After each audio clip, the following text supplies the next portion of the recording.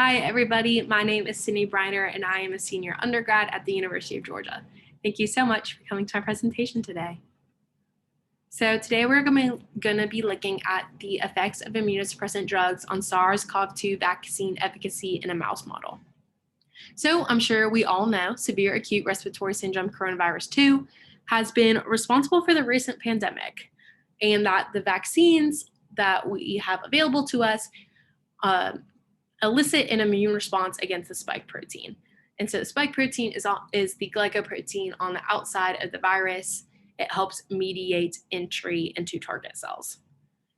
So as development has gone on, it has not been well studied how patients who are treated with immunosuppressants for a variety of purposes react to a SARS-CoV-2 infection after they've been vaccinated.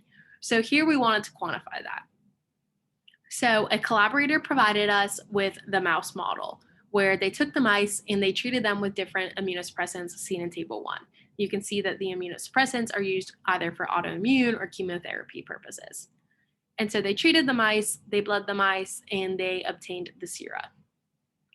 Our lab has previously developed a vesicular stomatitis virus that expresses SARS spike protein. So basically what that means is we take VSV, which is a virus that does not cause disease in humans, and we make it express the SARS glycoprotein. And this allows us to safely study spike protein and its relationship with different cellular components, or in this case, with antibodies. So we took the sera and we diluted it. So we had different dilutions of it. And then we incubated it with our virus. And so the sera dilutions that had a lot of antibodies are going to be able to neutralize this virus and make it so that it can't bind its receptor and enter into the cell.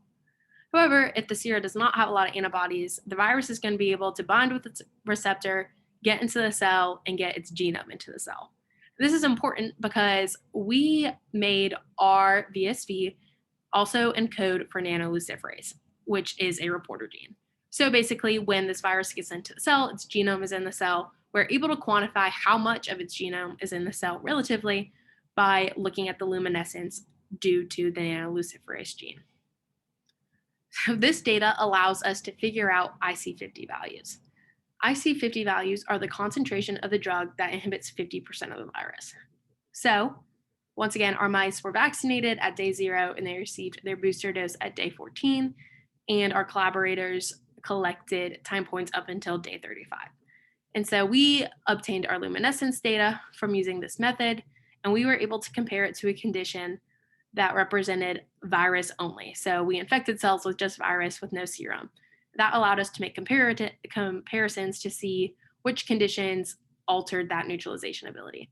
So you can see that all of the immunosuppressant drug conditions show less neutralization ability than the no drug condition. So if we treat these mice with immunosuppressants, they're not going to be able to have as good of neutralizing antibodies as the no drug treatment. However, over time, we do see that these responses are improving. So if you look at day 35 compared to day 21, we do have some higher dilutions, which means that our sera does have more antibodies in it by the time we get to day 35. It's also important to note that for the CUSC condition, all the time points do not show any neutralization. So then we wanted to look at, okay, so what if we halted our treatment at the time of vaccination? So if we wait 1 day, if we wait 3 days, does that create better antibodies? So at this, we looked at CUSC, which still shows no good neutralizing antibodies.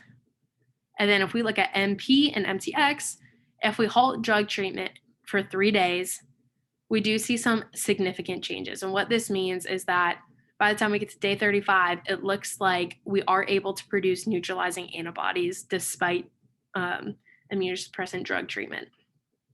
So overall, it does look like immunosuppressant drug treatment does decrease the efficacy of neutralizing antibodies and therefore of vaccination. But over time, that response does improve. Additionally, halting treatment may help mitigate the effects of the reduced neutralizing antibody potency, and that in a clinical setting, it would be recommended to suspend treatment. Moving forward, it would be beneficial to test this methodology with different variants of the spike protein. Thank you so much.